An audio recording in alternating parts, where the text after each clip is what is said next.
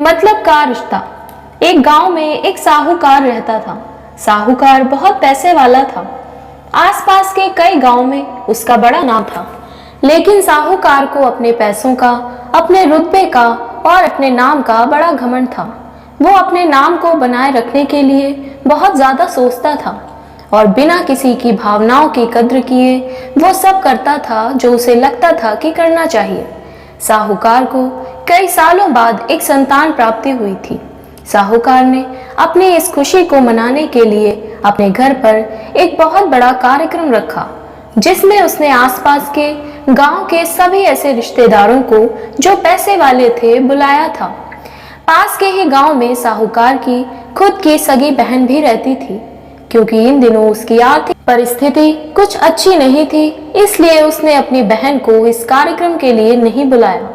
साहूकार ने जिस कार्यक्रम का आयोजन किया था वो इतना भव्य था और इसके अलावा उसमें इतने प्रसिद्ध लोग आने वाले थे कि इस कार्यक्रम की चर्चाएं हर गांव में होने लगी। ये खबर उस साहूकार की बहन के पास भी पहुंच गई। बहन को ये जानकर बहुत ज्यादा खुशी हुई कि इतने सालों बाद उसके भाई को आखिरकार संतान सुख प्राप्त हो ही गया। बहन ने सोचा कि भाई भूलवश हमें इस बारे में बताना भूल गया होगा और अपनों को भला कोई न्योता देता है। भोली भाली बहन ने अपने भाई के यहाँ उस कार्यक्रम में जाने की तैयारियां शुरू कर दी। जिस दिन कार्यक्रम था उस दिन बहन सुबह सुबह ही अपने भाई के घर जाने के लिए निकल पड़ी। रास्ते में अपने पुराने मैले कपड़े देख उसे ख्याल आया कि अगर किसी और के घर जाना होता तो मैं ऐसे कपड़ों में जाने की सोचती भी नहीं, लेकिन मैं तो अपने घर, अपने मायके जा रही हूँ, वहां मुझे ये सब सोचने की कोई जरूरत नहीं है।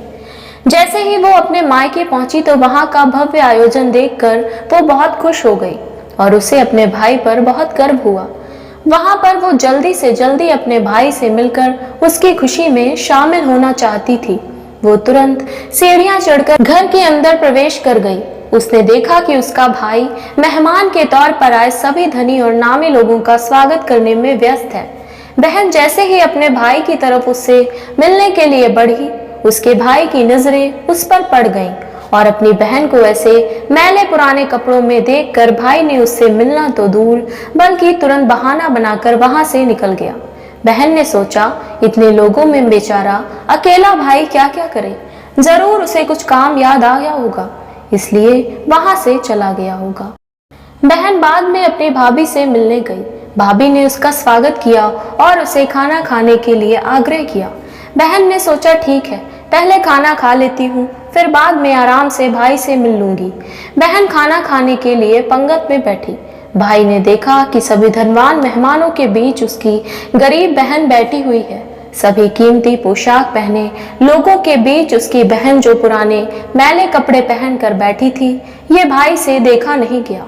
उसने अपनी बहन को अपने पास बुलवाया, भला बुरा सुनाया और वहां से जाने के लिए बोला।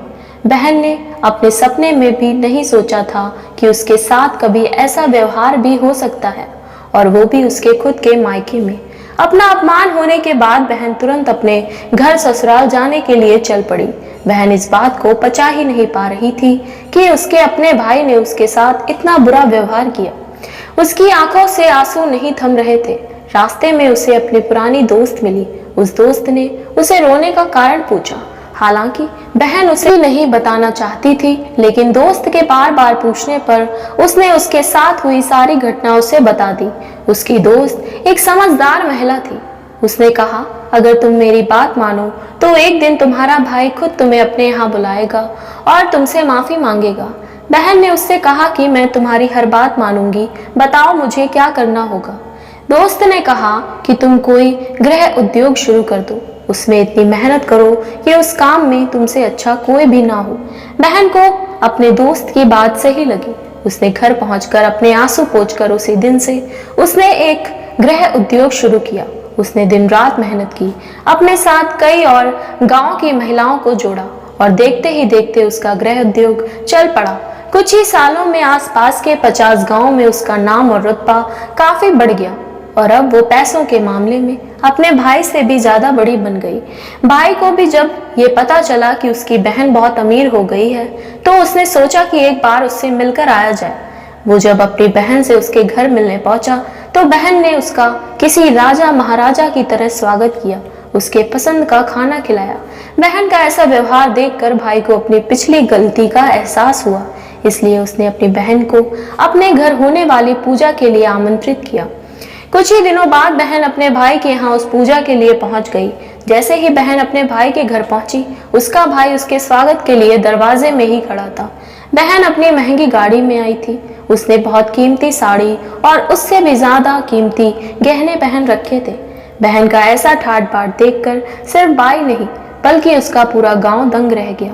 भाई दौड़कर आया और बहन की गाड़ी का दरवाजा खोलकर उसे बाहर आने के लिए कहा और बड़े प्यार से उसे पूजा का प्रसाद ग्रहण करने के लिए बुलाया। बहन को इस बार 12 पकवान परोसे गए थे। चांदी की थाली में उसे खाना दिया गया था। साथ में एक सोने की चम्मच भी रखी गई थी। उसके बैठने के लिए बेशकीमती पाट रखा गया था।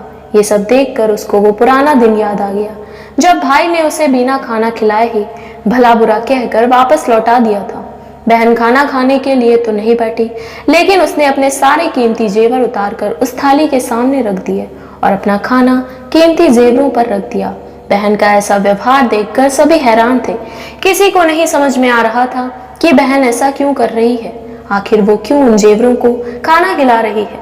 जब सभी ने उससे पूछा कि वो क्यों ऐसा कर रही है, तब बहन ने सबके सामने बताया कि आज जो उसका इतना मान सम्मान हो रहा है वो दरअसल उसका नहीं, उसके इन्हीं कीमती जेवरों और कपड़ों का हो रहा है, क्योंकि मैं तो अभी भी वही पुरानी साहूकार की बहन ही हूँ। अगर कुछ बदला है तो वो मेरी परिस्थिति है, मेरे कपड़े और गहने हैं। भाई को अपनी गलती का एहसास होने पर इस बार अपनी बहन के पैर पकड़कर माफी मांगी।